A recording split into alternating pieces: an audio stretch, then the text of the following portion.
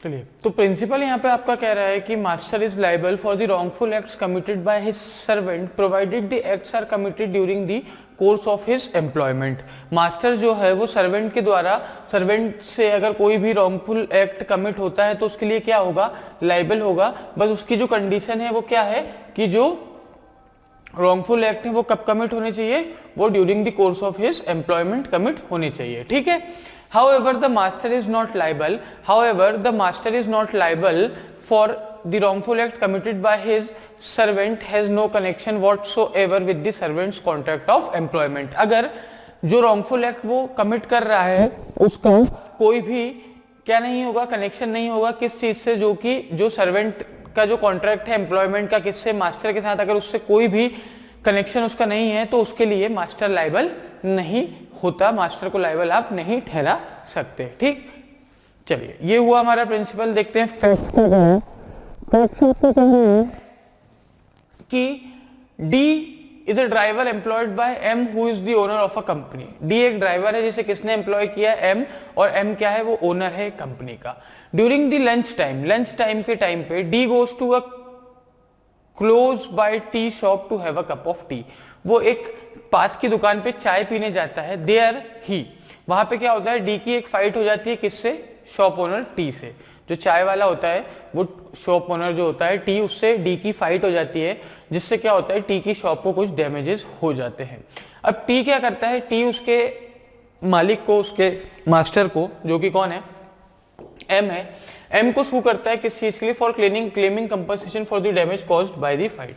किस चीज के कंपनसेशन के लिए, उस चीज के कंपनसेशन के लिए, उस डैमेज के कंपनसेशन के लिए जो उसे किस चीज के कारण हुआ है, उसे फाइट के कारण हुआ है, ठीक है। समझ रहे हैं इतना, चलिए ठीक है। तो अब इसमें क्या होगा, ठीक है।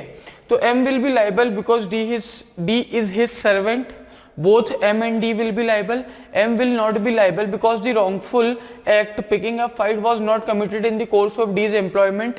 D, M will be liable albeit the wrongful act picking up fight was not committed in the course of D's employment. देखिए M, अब यहाँ पे देखिए लंच टाइम है, ठीक है। लंच टाइम में वो क्या कर रहा है, he is going to drink tea, ठीक है। क्या पीने जा रहा है वो चाय पीने जा रहा है। लेकिन जब वो चाय पीने जा रहा है तो वो एक पास की दुकान पे जा रहा है अगर, ठीक है, तो वो कोर्स ऑफ एम्प्लॉयमेंट से बाहर निकल गया। क्यों, क्योंकि उसे पास की दुकान पे चाय पीने के लिए उसने नहीं रखा है, उसने गाड़ी चलाने के लिए रखा है, ठीक है। तो गाड़ी चलाते टाइम अगर उससे कोई टॉर्ट कमिट होता है तो उसके लिए एम लाइबल होगा, बाकी किसी चीज के लिए नहीं। तो एम विल बी लाइबल नहीं, बोथ विल बी लाइबल नहीं, M will not be liable because the wrongful act picking up fight was not committed in the course of D's employment. बिल्कुल सही, डी आपका गलत जवाब होगा, ठीक। समझ रहे हैं यहां तक, चलिए आगे बढ़ते हैं और क्वेश्चन नंबर 23 देखते हैं। क्वेश्चन नंबर 23 का principle, the constitution of India guarantees the right to life. Constitution of India क्या गारंटी करता है, राइट टू लाइफ गारंटी करता है, to live with human dignity, और which means right to live with human dignity. उसका मतलब ये भी होता है which means right to live with human dignity. The right to life under the constitution however does not include the right to die. लेकिन right to life किस चीज को include नहीं करता है, right to die को include नहीं करता है, ठीक। facts देखते हैं। M who is 90, M जो कि 90 सालों का है, lives all alone as he has no family or children or grandchildren, क्योंकि उसकी ना ही कोई फैमिली है, ना ही कोई चिल्ड्रन है, ना ही कोई ग्रैंड चिल्ड्रन है। He suffers from physical and mental distress. किस चीज से सफर करता है वो, फिजिकल और मेंटल डिस्ट्रेस से सफर करता है। as there is no one to look after him, क्योंकि उसे कोई देखने वाला, उसकी कोई हेल्प करने वाला, ध्यान रखने वाला नहीं है। He has little means to foot his medical expenses, बहुत कम मीन्स है उसके पास, बहुत कम पैसा है, ठीक है, अपने मेडिकल एक्सपेंसेस को देखने के लिए। अंदर दीज सर्कमस्टेंसेस, इन सर्कमस्टेंसेस के अंदर वो क्या करता है, वो कोर्ट को अप्रोच करता है और कोर्ट में वो क्या प्रेयर करता है कि that he should be granted a right to die with dignity, उसे राइट टू डाई प्रोवाइड किया जाए, right to die with dignity, की वो डिग्निटी के साथ अपनी मौत पा सके, because he does not want to be a burden on the society, क्योंकि वो सोसाइटी पे एक बर्डन बनना नहीं चाहता है। Further as it is his life he has a right to put an end to it, और कहता है क्योंकि वो जान उसकी खुद की है तो उसके पास एक राइट है कि वो उस पे एक एंड कर सके, उसका एंड कर सके, ठीक है, विद डिग्निटी। चलिए पहला ऑप्शन बोल रहा है the prayer can be granted, दूसरा बोल रहा है प्रेयर कैन बी ग्रांटेड, तीसरा बोल रहा है प्रेयर कैन बी ग्रांटेड। अब देखिए हमारा प्रिंसिपल क्या बोल रहा है कि राइट टू लाइफ तो है, लेकिन राइट टू डाई जैसी कोई भी चीज क्या नहीं करती, एग्जिस्ट नहीं करती। ठीक, राइट टू डाई जैसी कोई भी चीज एग्जिस्ट नहीं करती है, और जो इंसान राइट टू डाई की डिमांड कर रहा है, कोर्ट में प्रेयर कर रहा है कि I want to die with dignity, वो गलत होगी। ठीक है, तो यहां से हम इतना समझ गए कि जब हमने प्रिंसिपल को फैक्ट पे क्या किया, जब हमने प्रिंसिपल को फैक्ट पे अप्लाई किया तो हम क्या रिड्यूस कर सकते हैं, क्या कंक्लूजन निकाल सकते हैं कि इसे मरने का अधिकार नहीं है और कोर्ट इसे मरने का अधिकार नहीं देगा। जब हम अपने ऑप्शंस को पढ़ते हैं तो पहले तीन ऑप्शंस जब हम पढ़ते हैं तो पहले तीन ऑप्शंस में एक चीज कॉमन है कि वो कह रहा है कि कैन बी ग्रांटेड। ठीक, as suicide is not an offense in India, as the right to life under the constitution include the right to die, as a person cannot be forced to enjoy right to life to his detriment, disadvantage and disliking। ठीक, तो अब हम इतना पता है कि ये can not be granted इसका आंसर होना है, और तीन ऑप्शन बोल रहे हैं कैन बी ग्रांटेड। तो हमें इन ऑप्शंस को जब हम एग्जाम दे रहे होंगे तो हमें इन ऑप्शंस को पूरा भी नहीं पढ़ना है। क्यों? क्योंकि जब हम पहले चार वर्ड ही पढ़ रहे हैं तो हमें पता चल गया कि कैन बी ग्रांटेड। तो हमारा राइट आंसर क्या हो जाएगा, हमारा राइट आंसर हो जाएगा डी, कि the prayer can not be granted is the right to life under the constitution does not include the right to die. चलिए आगे बढ़ते हैं, देखते हैं क्वेश्चन नंबर 24। ठीक है, क्वेश्चन नंबर 24 आपका क्या कह रहा है कि trespass to land means direct interference. ठीक है, trespass to land means direct interference is direct. ठीक है, द रॉन्ग इज ट्रेसपास। ठीक, तो ट्रेसपास टू लैंड का मतलब क्या होता है कि the interference is direct, the wrong is trespass, whereas if the interference with the possession of land without lawful justification. ठीक, ठीक है, कि ट्रेसपास का मतलब क्या होता है, लैंड की पोजीशन से विदाउट एनी लॉफुल जस्टिफिकेशन आप इंटरफेयर कर रहे हैं।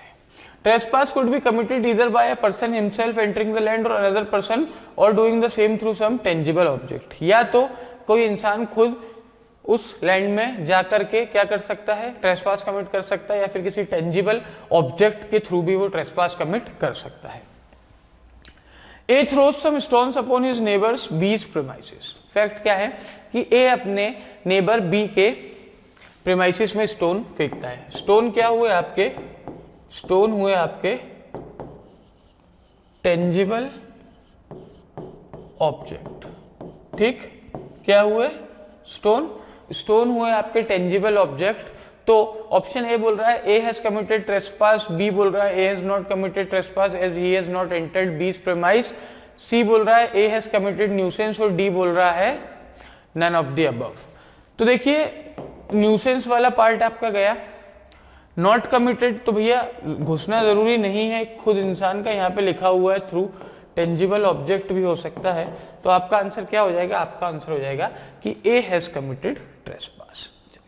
क्वेश्चन नंबर 25 देखते हैं कि nuisance is an unlawful interference with the persons use और एंजॉयमेंट ऑफ लैंड और सम राइट ओवर और in connection with it. Nuisance क्या होता है, न्यूसेंस एक अनलॉफुल इंटरफेरेंस होता है किस चीज से, एक पर्सन की यूज से, उसके एंजॉयमेंट से, किस चीज के, लैंड के। ठीक है, या फिर उस लैंड की कनेक्शन में कोई राइट उसके पास है तो उससे।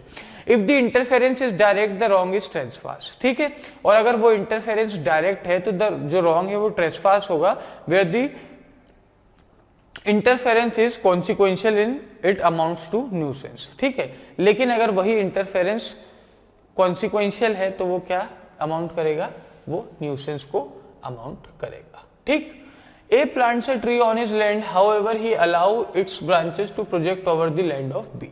ठीक है, क्या करता है, ए अपने घर में एक पेड़ लगाता है और वो अलाउ करता है कि उस पेड़ की जो डालियां हैं, जो शाखाएं हैं, जो ब्रांचेस हैं, वो कहाँ जाएं, वो बी के प्रेमाइसिस में जाएं। ठीक, बी के लैंड पे जाएं। A has committed trespass, A has committed nuisance, A has not committed nuisance, none of the above। देखिए तो यहाँ पे क्या है, ये जो इंटरफेरेंस है ना, ये कॉन्सिक्वेंशियल है। ठीक है, क्या हुआ कि उसने एक पेड़ अपने घर पे लगाया और उसके कॉन्सिक्वेंसेस क्या हुआ कि उसकी डालियां उसके दूसरे के लैंड में, दूसरे की प्रॉपर्टी पे जाने लगी, तो उससे उसे न्यूसेंस हो सकती है। ठीक है, तो ए ने क्या किया है, न्यूसेंस कमिट किया है, ना कि ट्रेसपास। ठीक है, ठीक है, क्यों? क्योंकि वो अनलॉफुल इंटरफेरेंस कर रहा है उसकी प्रॉपर्टी के साथ। समझ रहे? चलिए, principle, interference with another's goods in such a way as to deny the latter title to the good amounts to conversion. भाई किसी इंसान के गुड्स से इस तरीके से इंटरफेयर करना कि जो दूसरा इंसान है उसका टाइटल ही खत्म हो जाए, उसका टाइटल ही आप डिनाई कर दें, तो उसे क्या कहते हैं? उसे कहते हैं conversion. And thus it is a civil wrong. और कन्वर्जन क्या होता है? एक सिविल रॉन्ग होता है। It is an act intentionally done inconsistent with the owner's right. ये एक्ट होता है जो कि इंटेंशनली किया जाता है, और वो किससे इनकंसिस्टेंट होता है? ओनर के राइट से। Though the doer may not know of or intent to challenge the property or position of the true owner. ठीक है, though the doer may not know of or intend to challenge the property or possession of the owner। ठीक है, तो क्या हो सकता है कि जो डूअर है वो हो सकता है कि इंटेंशन ना कर रहा हो चैलेंज करने की प्रॉपर्टी और पोजीशन की ऑफ द ट्रू ओनर। ठीक, चलिए फैक्ट देखते हैं। फैक्ट क्या हो रहा है कि R went to a cycle stand to park his bicycle. R cycle stand पे गया अपनी बाइसिकल पार्क करने। Seeing the stand fully occupied he removed a few bicycle in order to rearrange a portion of the stand and make some space for his bicycle. क्योंकि वहां पे जगह नहीं थी तो उसने कुछ साइकिलों को हटा के रीअरेंज करके अपनी साइकिल की जगह बनाई। He parked his bicycle properly and put back all the bicycle except the one belonging to S. ठीक है, तो उसने क्या किया भैया, सबकी साइकिल्स तो वापस लगा दी, एस की लगाना भूल गया। R was in a hurry and therefore he could not put back S bicycle. R जो था वो जल्दी जल्दी में एस की बाइसिकल ना लगा पाया। The watchman of the stand did not take care of it, assuming that the bicycle was not parked inside the stand. S filed a suit against R for conversion. ठीक है, अब क्या हुआ कि जो वॉचमैन था उसने उसकी केयर नहीं करी। किस चीज की केयर नहीं करी? साइकिल की केयर नहीं करी। क्यों नहीं करी? क्योंकि उसे ये लगा कि वो बाइसिकल स्टैंड में पार्क्ड नहीं है। अब एस ने क्या किया? आर के खिलाफ कन्वर्जन का सूट फाइल किया। ठीक,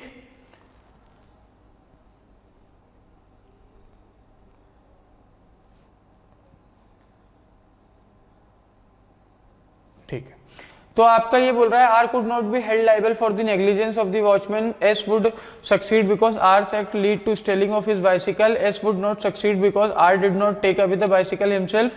S would not succeed because R's intention was not bad.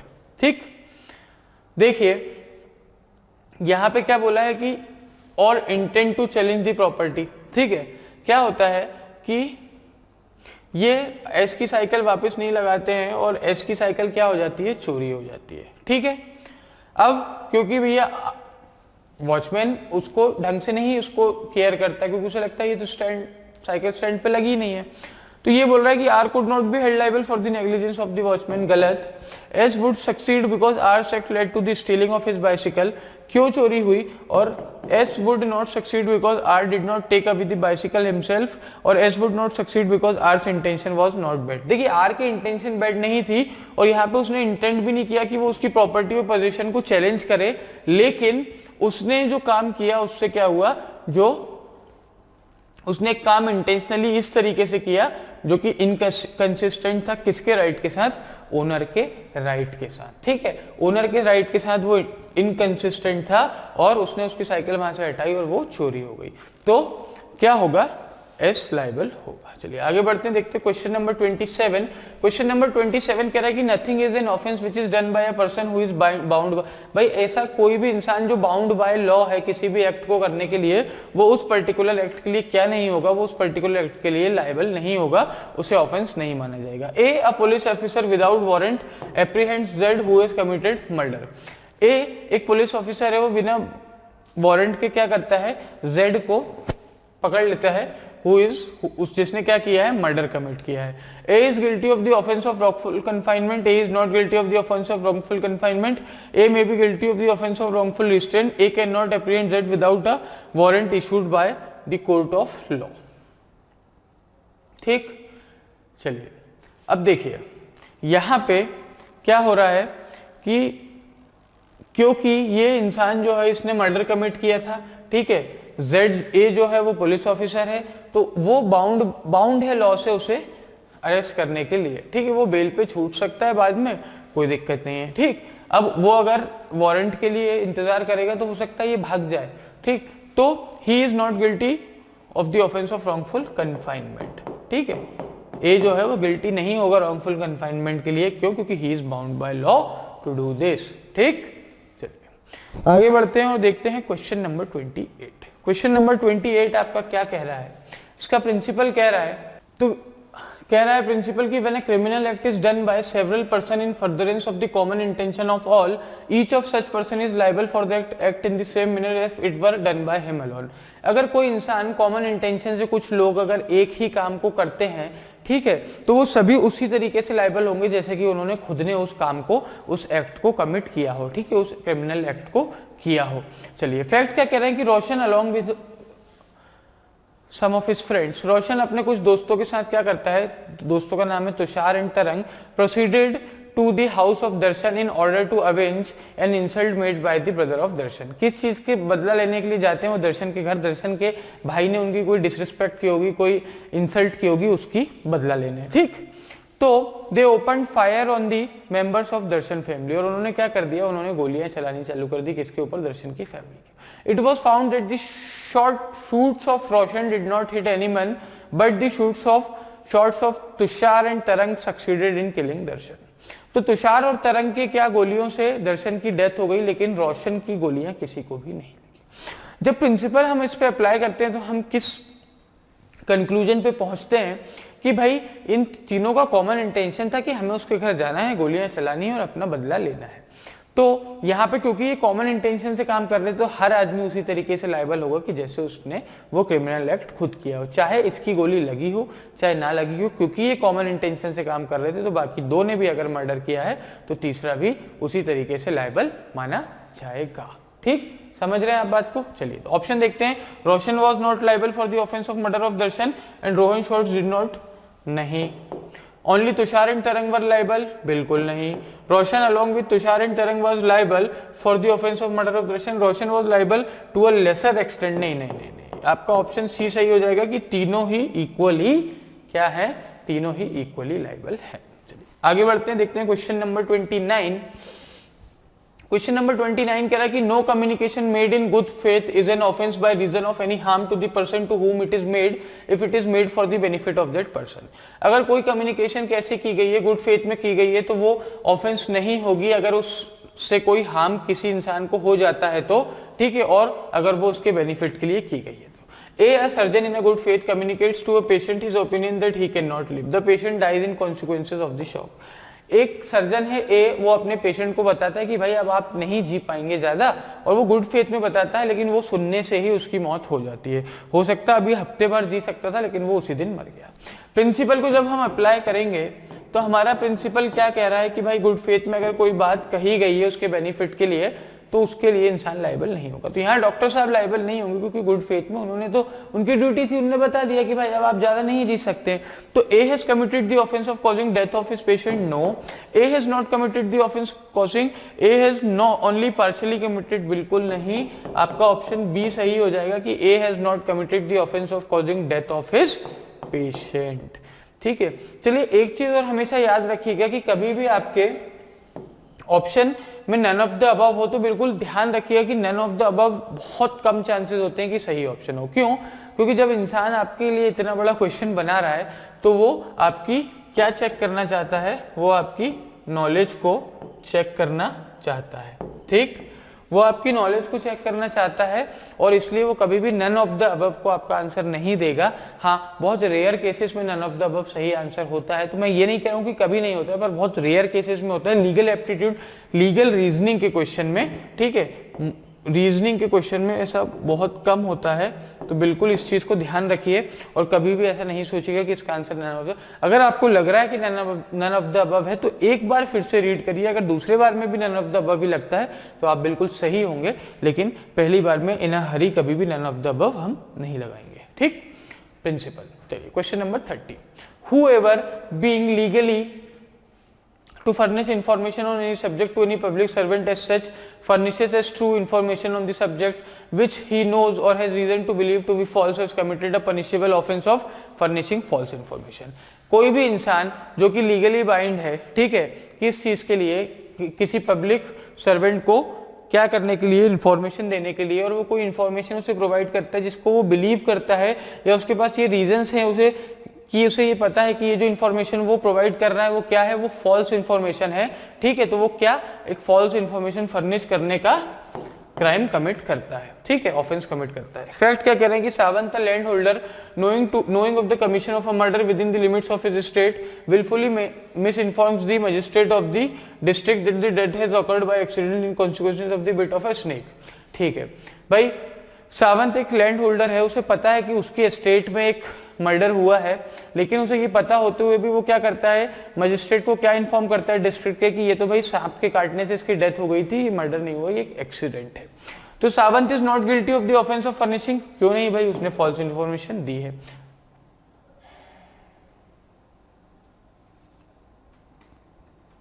ठीक, Savant is guilty of the offence of furnishing false information to the magistrate. Savant is not legally bound to furnish true information to the.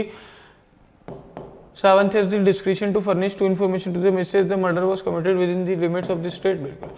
तो भाई Sawant liable होगा, guilty होगा किस चीज के लिए, offence के लिए. कौन सा ऑफेंस को उसने फर्निश क्या किया है, फॉल्स इन्फॉर्मेशन फर्निश किया, किसको, मजिस्ट्रेट को. ठीक, चलिए आगे बढ़ते देखते क्वेश्चन नंबर 31.